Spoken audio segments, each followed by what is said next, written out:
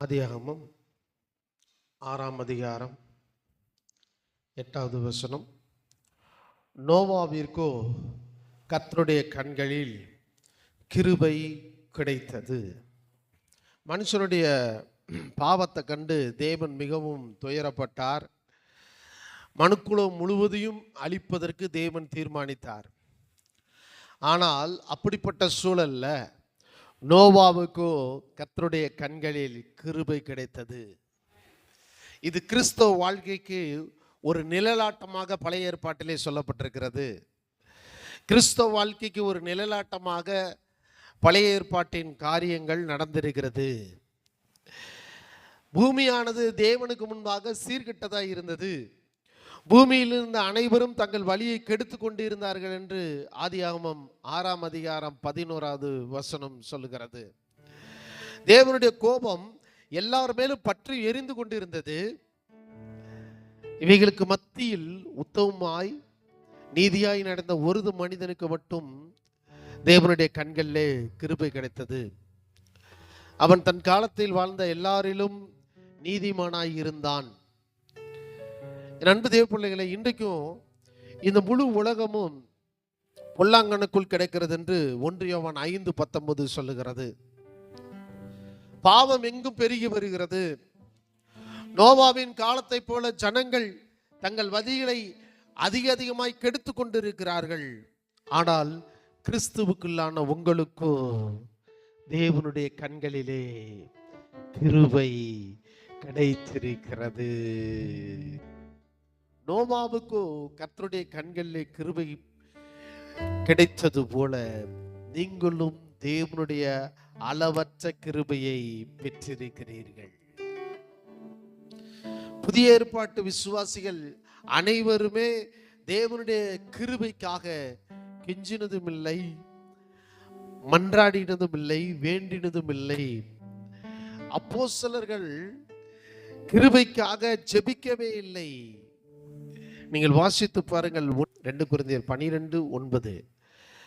அதற்கு அவர், என் கிருபை உனக்கு போதும், பலவீனத்திலே என் பலன் பூரணமாய் விளங்கும் என்றால், ஆகையால் கிறிஸ்துவின் வல்லமை என் மேல் தங்கும்படி என் பலவீனங்களை குறித்து நான் மிகவும் சந்தோஷமாய் மேன்மை பாராட்டுகிறேன்.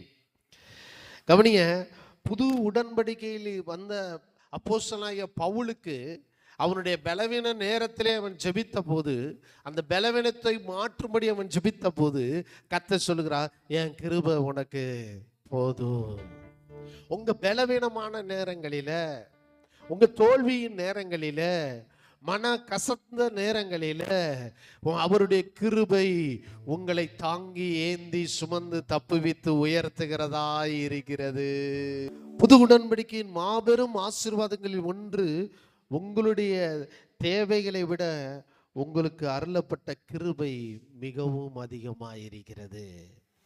வாழ்க்கையில் வரக்கூடிய ஆபத்துகளுக்கும் அசம்பாவிதங்களுக்கும் ஆகாத சோதனைகளுக்கும் எல்லா போராட்டங்களுக்கும் இவைகளின் அளவுக்கு அதிகமான கிருபை உங்கள் வாழ்க்கையிலே தேவன் கொடுத்திருக்கிறபடியால் அவருடைய கிருபை உங்களுக்கு போதுமானதாய் தேவனிடத்திலிருந்து வந்திருக்கிறது. தேவ பிள்ளைகளே, 2 கொரிந்தியர் 12:9 அதுதான் சொல்லுகிறது, என் கிருபை உனக்கு போதும்.